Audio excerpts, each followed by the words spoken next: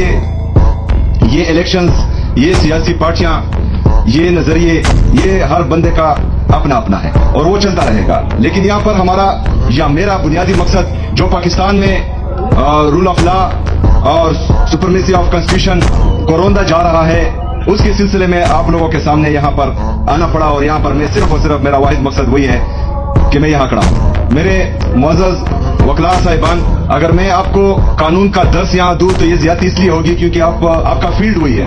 لیکن بہرحال جن زیادتیوں سے ہم گزر رہے ہیں ان کا تھوڑا ذکر میں ضرور کروں گا. 26ویں آئینی ترمیم کے ذریعے جو ہمارا خیال ہے کہ عدالتوں کو مفلوج کیا گیا، اس کی مثالیں ہم پیچھے زیادہ نہیں جائیں گے. میں ایک صوبے کا، آپ سب کا منتخب کردہ وزیر اعلیٰ ہوں، چاہے جس بھی پارٹی سے ہوں. یہاں پر ہمارے کافی دوست مختلف پارٹیوں کی لائر فارمز بیٹی ہیں، لیکن میں یہاں پر جو ہے لایا گیا نہیں ہوں. میں منتخب ہو کر آیا ہوں اور الحمدللہ ایک جمہوری طریقے سے آیا ہوں.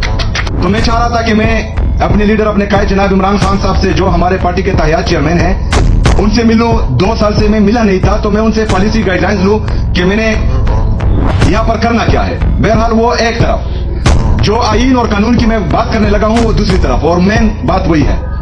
میں نے وزیت گورنمنٹ اپنے صوبائی ہوم ڈپارٹمنٹ سے کہا کہ آپ پنجاب کے ہوم ڈپارٹمنٹ اور وفاق کو لیٹر لکھے کہ میں ملنا چاہ رہا ہوں. وہ لیٹر لکھا گیا. پھر وزیر اعظم صاحب کی کال آئی، میں اڈیالہ جیل کے باہر موجود تھا. میں نے ان سے ریکویسٹ کی کہ میں ملنا چاہتا ہوں. اس کے بعد جب مجھے اجازت نہیں ملی تو میں ہائی کورٹ گیا. جو ہمارا آئینی اور قانونی راستہ تھا وہ میں نے اختیار کیا. وہاں پر 3 ججز بیٹھے، انہوں نے یہ آرڈر دیا کہ مجھے ملایا جائے. سپرڈنٹ کو کہا، جیل کے سپرڈنٹ کو، کہ ان کو ملایا جائے. تو میں ہائی کورٹ اسلام آباد سے لے کر اڈیالہ جیل تک گیا اور وہاں پر ایک حوالدار نے مجھے روک دیا. یہ اگر فرض کرے کوئی کہے کہ یہ ایک سیاسی پارٹی کی یا ایک وزیر اعلیٰ کی کمزوری ہے تو یہ آپ کو غلط گائیڈ کیا جا رہا ہے. یہ ہماری عدلیہ کی بے بسی ہے، ہماری ججز کی بے بسی ہے، جن کو 26ویں آئینی ترمیم کے ذریعے مفلوج کیا گیا ہے.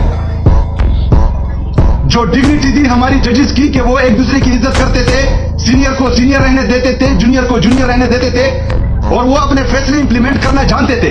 اس چیز کو جو ہے ختم کر دیا گیا اور ایک حوالدار جو ہیں وہ 3 ججز کے آرڈر ردی کی ٹوکری میں پھینک دیتے ہیں. پاکستان میں آئین اور قانون کی بالادستی کی بات کر رہے تھے، آزاد میڈیا کی بحالی کی بات کر رہے تھے، اپنے ضمیر کی سن رہے تھے، ان پر جو ہے پاکستان کی زمین تنگ کر دی گئی. باقی جو صحافی برادری ہے، اگر وہ چپ ہے کہ آج ان پر ہے، کل ان کو کچھ نہیں کہا جائے گا تو ان کا نمبر بھی آنے والا ہے. تو اس لیے میرے عزیز ساتھیوں، ہم نے آواز اٹھانی ہے، کیونکہ ہم نے بندوق کا مقابلہ بندوق سے نہیں کرنا. ہم نے بندوق کا مقابلہ آئین اور قانون کے دائرے میں رہ کر تمام وہ حرب استعمال کرنے ہیں جو ہمارا آئین ہمیں اجازت دیتا ہے، اور پاکستان میں جو ہے رول آف لا لانا ہے. آپ لوگوں کا مین کردار ہے. میں نے پرسوں بھی ایک جگہ پر کہا کہ ہمارے معزز ججز صاحبان کو اگر یہ لگ رہا ہے کہ وہ اپنے فیصلے منوا نہیں پا رہے ہیں اور وہ لیٹر لکھ رہے ہیں کہ ان کے فیصلوں میں مداخلت ہو رہی ہے، تو آئیں ہمارے سامنے.